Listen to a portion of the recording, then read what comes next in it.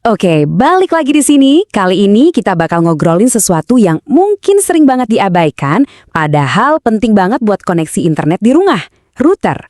Saya bakal tunjukin gimana cara yang kelihatannya ribet ini jadi langkah-langkah super gampang yang bisa langsung kalian coba.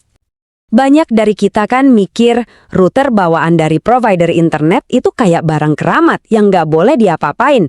Tapi, gimana kalau saya bilang itu cuma mitos. Dan sebenarnya kalian punya kuasa penuh buat upgrade koneksi di rumah. Justru sebaliknya, ganti router indoor itu salah satu cara paling gampang dan paling efektif buat bikin sinyal Wi-Fi lebih stabil dan jangkauannya lebih luas. Ini upgrade kecil tapi dampaknya kerasa banget. Oke, kita mulai dari yang paling dasar dulu ya. Ini poin paling penting. Kita harus paham bedanya dua perangkat ini. Kita harus tahu mana yang boleh kita ganti dan mana yang haram hukumnya buat disentuh. Gini deh bayanginnya, modem yang ada di luar rumah, yang di atap itu, ibaratnya meteran listrik dari PLN.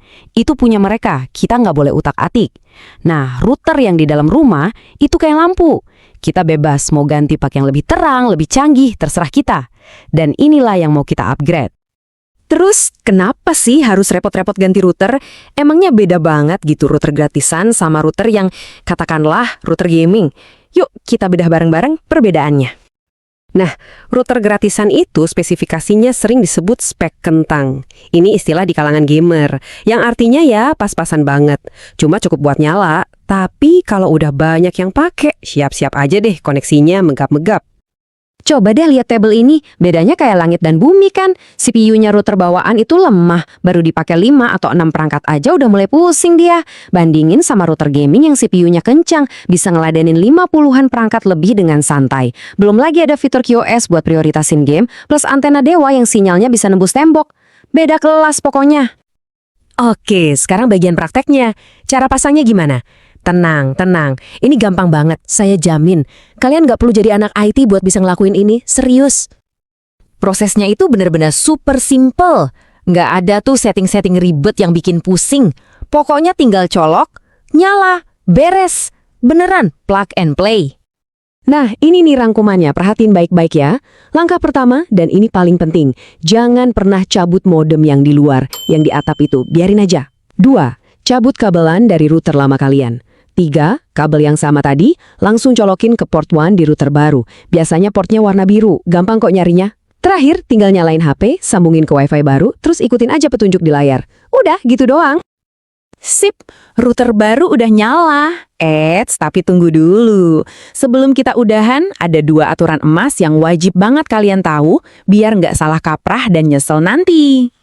Aturan pertama, soal kecepatan. Ini harus jelas ya, router baru itu nggak akan nambahin kecepatan paket internet kalian. Kalau langganan 50 Mbps, ya dapatnya tetap maksimal 50 Mbps, nggak akan jadi 100 Mbps. Terus gunanya apa dong? Gini, bayangin paket 50 Mbps itu kayak pasokan air ke rumah kalian. Router baru itu bukan nambahin pasokan airnya, tapi dia ganti pipa-pipa di dalam rumah jadi lebih gede dan bagus. Jadi airnya bisa ngalir kenceng dan stabil ke semua keran, bahkan ke kamar mandi di lantai atas. Jadi ini soal stabilitas dan jangkauan, bukan nambahin kecepatan dari sumbernya. Aturan kedua, dan ini tolong dicatat baik-baik. Jangan buang router lama kalian. Kenapa? Karena itu punya provider, kita cuma dipinjemin. Simpen yang rapi di kotaknya, karena kalau suatu saat kalian berhenti langganan, itu harus dibalikin. Kalau sampai hilang atau rusak, siap-siap kena denda. Intinya gini deh, paket internet murah itu oke, tapi jangan sampai pengalaman kalian jadi korban gara-gara alat yang seadanya. Modal sedikit buat beli router yang bagus, itu investasi jangka panjang. Percaya deh, ini bisa nyelamatin kalian dari emosi jiwa pas lagi mabar atau lagi WFH. Selamat mencoba, dan rasain sendiri bedanya.